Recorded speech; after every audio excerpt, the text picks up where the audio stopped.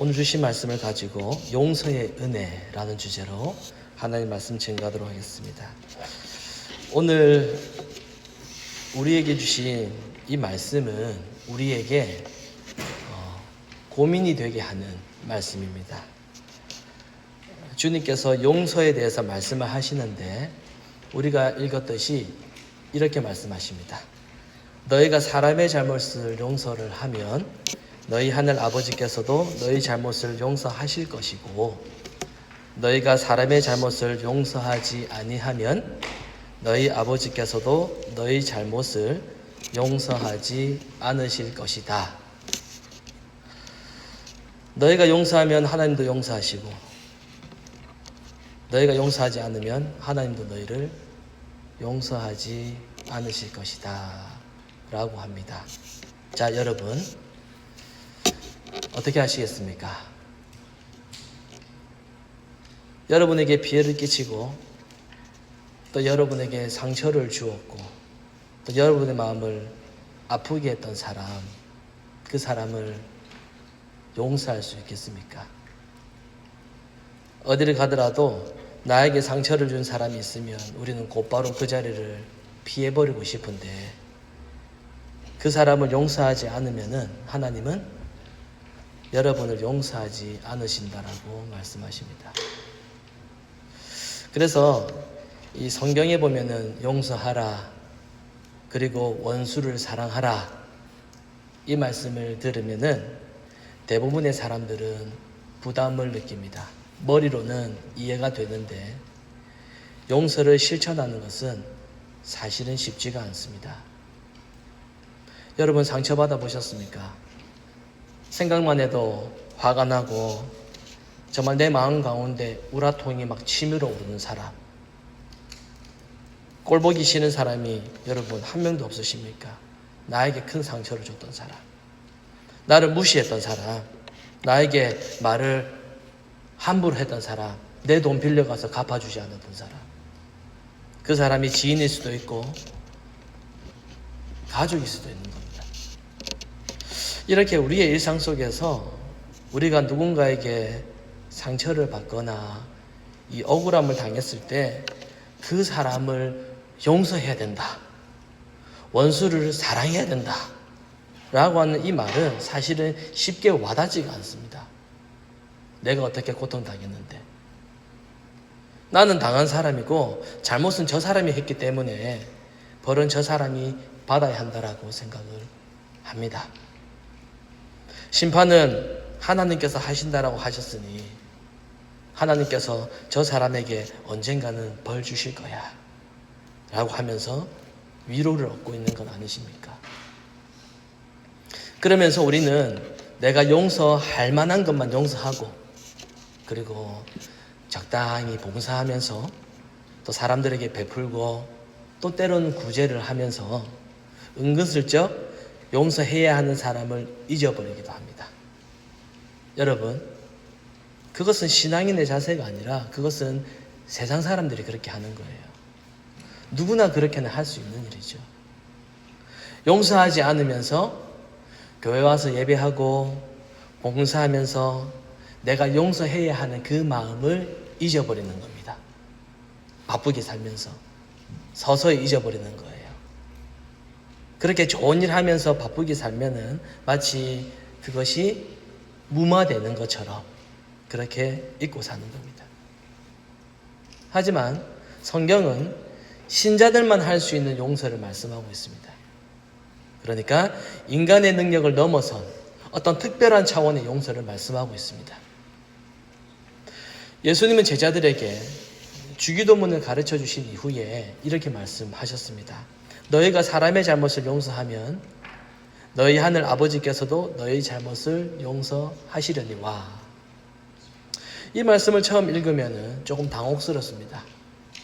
왜냐하면 우리의 상식으로는 하나님께서 먼저 용서를 하신 후에 그리고 우리가 용서를 한다, 이것이 우리에게는 자연스럽기 때문입니다. 그런데 이 말씀을 보면은 마치 우리가 먼저 사람의 잘못을 용서한 후에 하나님도 우리의 잘못을 용서해 주신다, 이런 의미로 들리는 거죠. 그동안 우리가 배웠던 이 성경의 상식으로는 분명히 하나님의 용서가 먼저 전제돼야 되지 않겠습니까? 하나님이 너희를 용서하셨으니 너희도 용서해야 된다. 이 순서를 이해하는 것이 우리에게는 더 자연스러운 것인데, 우리 부부 먼저 용서하지 않으면 하나님도 용서하지 않겠다라는 것이 부담이 되고 우리는 잘 이해가 되지 않는 겁니다. 그래서 일단 무조건 용서하자 이런 식으로 그냥 덮어버리는 거예요. 먼저 이 말씀에 대한 결론부터 먼저 말씀을 드리면은, 너희가 용서하면 하나님도 용서하신다 라고 한 이 말씀은 단순히 조건부 용서가 아닙니다. 주님께서 여러분 우리의 연약함을 왜 모르시겠습니까? 우리가 용서할 사람이 아니라는 것을 주님이 왜 모르시겠습니까? 주님께서 이렇게 말씀하신 이유는 인간이 얼마나 연약하고 인간이 얼마나 죄된 존재인지를 알게 하시고, 그리고 진정한 용서가 무엇인지를 가르쳐 주시기 위함입니다. 여러분도 누군가를 용서해 본 적이 있으십니까? 아니면 용서를 구해 보신 적이 있으십니까? 여러분, 누군가를 용서하는 것은 윤리적으로 좋은 사람으로 보이기도 하고 또한 마음이 넓은 사람으로 그렇게 보이기도 합니다. 특히 교회에서는 용서를 하는 사람에게 신앙이 좋은 사람으로 그렇게 비춰지기도 합니다. 제가 얼마 전에 작은 교통사고를 2번을 당했는데 1월 달에 한 번, 그리고 또 2월 달에 한 번 이렇게 당했습니다.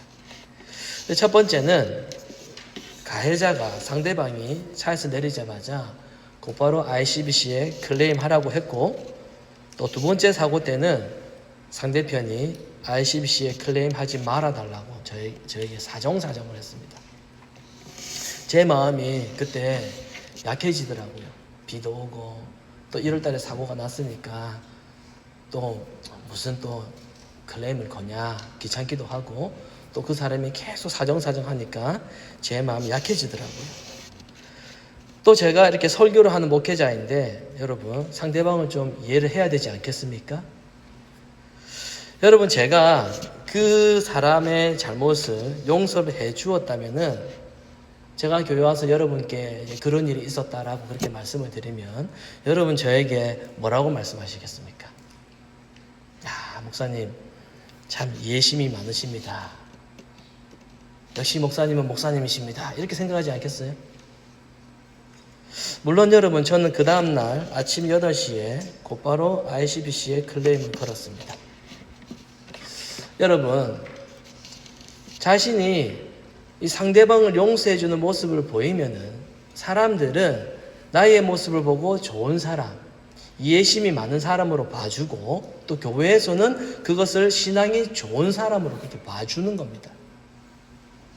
그러나 사실 여러분, 우리의 용서는요 조건적이에요. 우리는 이 용서의 대가를 기대하게 되고 우리의 용서는 완전하지가 못합니다. 저의 차를 박은 사람이 저에게 이 ICBC에 클레임 걸지 말아달라고 하면서 만약에 저에게 현금으로 그 자리에서 10,000불을 준다라고 했다면은 여러분, 제가 그 돈을 받고 그냥 넘어가려고 하지 않았겠습니까? 여러분, 우리가 죄인이기 때문에 용서를 하더라도 조건이 있는 거예요. 우리 자녀들이 뭔가 잘못했을 때 우리가 뭐라고 합니까? 너 이번에는 용서해 주지만 다음에는 절대로 그러지 말라 라고 그렇게 하잖아요. 그런데 다음에 또 그러면은 어떻게 하죠? 예전에 잘못된 것을 끄집어내어서 혼내는 거예요. 어쩔 때는 전혀 관계없는 일을 혼낼 때 이것을 끄집어내어가지고 그렇게 혼낼 때도 있습니다. 여러분, 그게 용서가 아니거든요. 왜냐하면 계속 우리 마음에 남아있는 겁니다. 1년 전에 것, 3년 전에 것 남아있는 거예요. 계속 가지고 와가지고 이야기를 하는 거예요. 그러나 예수님의 용서는 조건이었습니다. 예수님은 대가도 바라지 않으세요. 사실 내가 용서한다라고 하는 말은요, 내가 상대방에게 내가 용서할 위치에 있다라는 뜻입니다.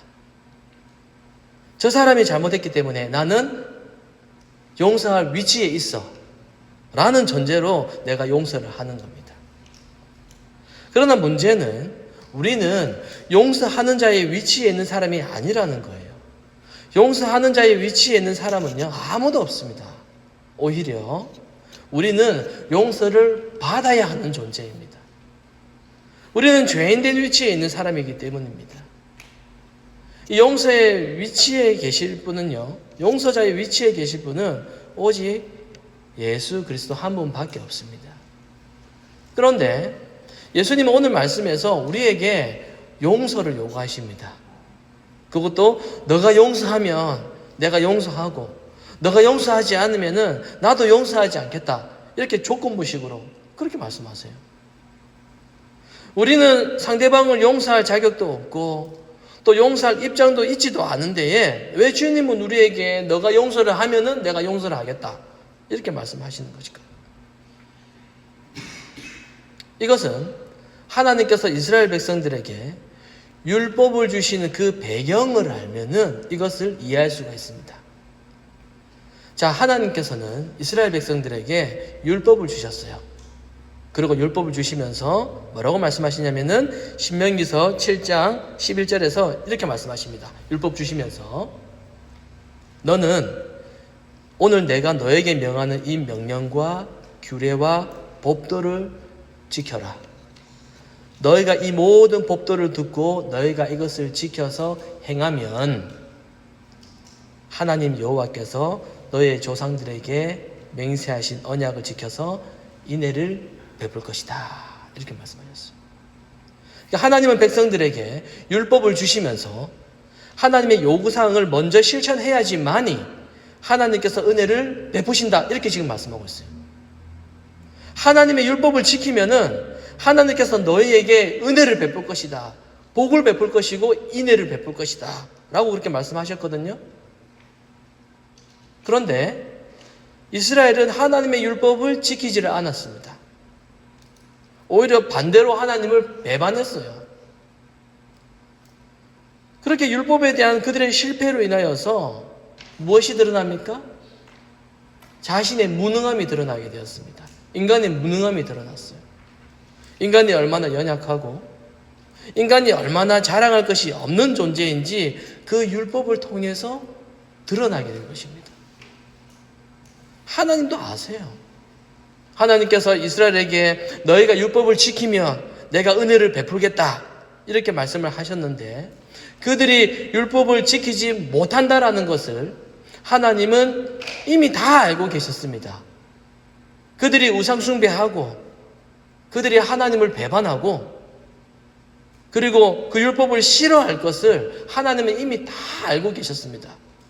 전지전능하신 하나님이시잖아요.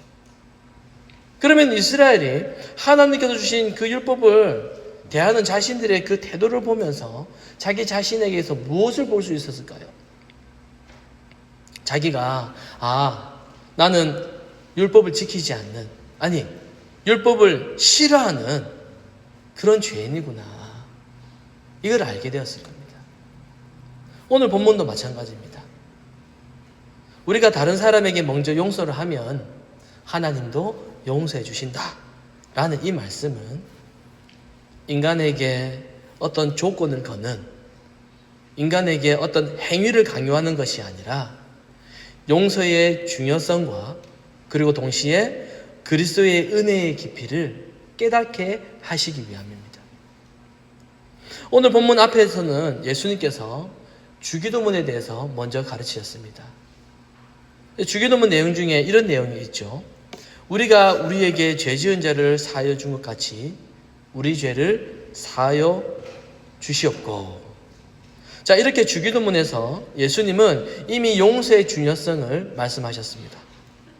그런데 주님은 지금 또 용서에 대해서 말씀을 하고 계세요. 이미 앞에서 용서하라고 말씀을 하셨거든요.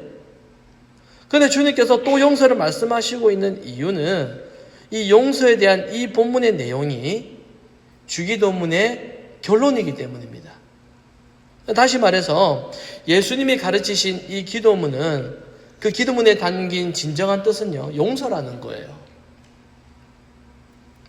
여러분, 우리는 주기도문의 내용대로 우리는 살지를 못합니다. 아예 그렇게 살고자 하는 마음이 우리에게는 없어요. 자, 여러분 한번 볼까요? 자, 주기도문의 시작 어떻게 시작합니까? 하늘에 계신 우리 아버지여, 이렇게 시작을 해요. 우리가 아버지의 자녀라면은 자녀는 아버지의 뜻에 순종해야 돼요. 그리고 아버지의 뜻 앞에서 자기의 뜻, 자기의 고집은 없어야 돼요. 온전히 아버지의 뜻에만 순종하게 해달라, 이 의미가 하늘에 계신 우리 아버지, 여기에 포함되어 있습니다. 그러면 우리는 어떻게 살아갑니까? 우리는 나의 뜻을 조금도 내려놓지를 않습니다. 주기도문에는 하늘에 계신 우리 아버지라고 하는데 그 아버지의 뜻 앞에서 나의 뜻을 내려놓으라고 그렇게 말씀하고 있는데 우리는 그렇게 살지를 않아요. 우리가 여러분 자기의 뜻을 내려놓은 적이 한 번이라도 있습니까? 전부 다 자기 뜻이죠. 그러면 주기도문을 보면서 이 내용을 보면서 우리가 무엇을 보게 됩니까? 우리가 아무리 발버둥을 쳐봐도 우리가 아무리 노력을 해봐도 우리는 아버지의 뜻대로 살아가지 못하고 살아가지 않고 그렇게 살려고 생각조차 없는 것이 그게 바로 내 자신이구나, 이것을 알게 되는 거죠. 그래서 주기도문의 결론은요, 그 한마디 한마디를 다 생각을 해봤을 때 내가 하나님의 용서를 받지 않으면은 나는 영원한 저주로 끝나게 되는 아주 비참한 운명이구나, 이것을 보게 돼요. 그래서 오늘 본문에 용서하라 라고 한 이 말씀도 이러한 맥락에서 우리가 이해를 해야 됩니다. 너가 먼저 용서하라 라고 한 이 말씀은 우리가 용서할 수 있다라고 하는 것이 아니라 우리에게 뭔가 신사적으로 보이는 그러한 행위를 요구하는 것이 아니라 오히려 용서하지도 못하고 도리어 용서를 받아야 하는 위치에 있는 우리가 하나님의 용서의 그 은총을 알고 있는가? 이 질문입니다. 그래서 먼저 용서하라고 하는 이 말씀 앞에서 우리는 또다시 우리 자신의 모습을 돌아봐야 되겠죠. 아, 내가 용서자의 위치에 있는 것이 아니구나. 내가 용서받을 이유가 하나도 없구나. 나는 용서받을 가치가 없구나. 라는 것을 이 말씀 앞에서 우리는 알게 되는 겁니다. 사랑하는 성도 여러분, 자신의 존재가 어떠한 존재인지를 아는 사람은 용서자의 위치에 있지 않습니다. 자기 존재를 아는 사람은 자기는 항상 나는 용서를 받아야 하는 존재라는 것을 알기 때문에 다른 사람을 바라볼 때에도 용서자의 위치에서 판단하는 것이 아니라 그 사람도 나처럼 그도 하나님께 용서를 받아야 하는 자로 긍휼하게 바라보게 되는 것입니다. 나처럼이에요.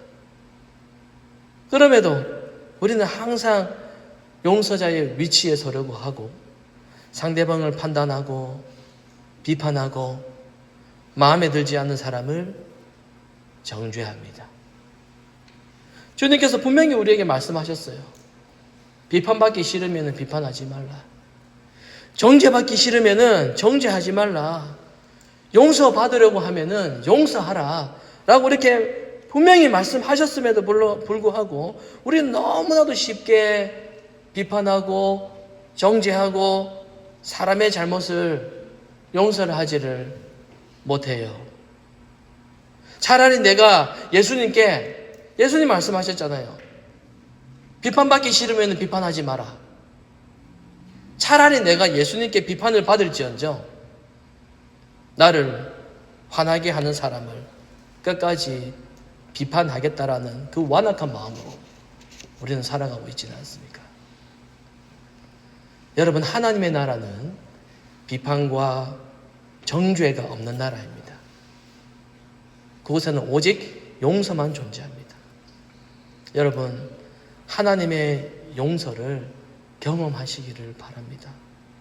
그래야 다른 사람의 잘못도 이해할 수 있는 힘이 생기게 되는 거예요. 여러분, 용서하라. 용서하라. 이 말씀은 어떤 실천만 강요하는 그 말씀이 아니에요. 용서는 하나님의 은혜를 아는 사람에게, 하나님께서 나에게 베푸르신 그 은총이 얼마나 큰지를 아는 사람에게 자연스럽게 드러나는 삶의 열매라는 거예요.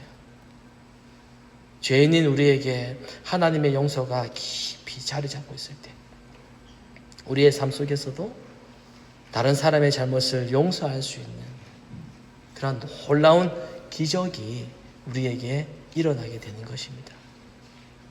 오늘 주신 이 말씀을 통해서 죄인된 우리에게 부어주신 그 하나님의 은혜와 사랑, 그리고 그 자비에 깊이 여러분 감동되시기를 바랍니다.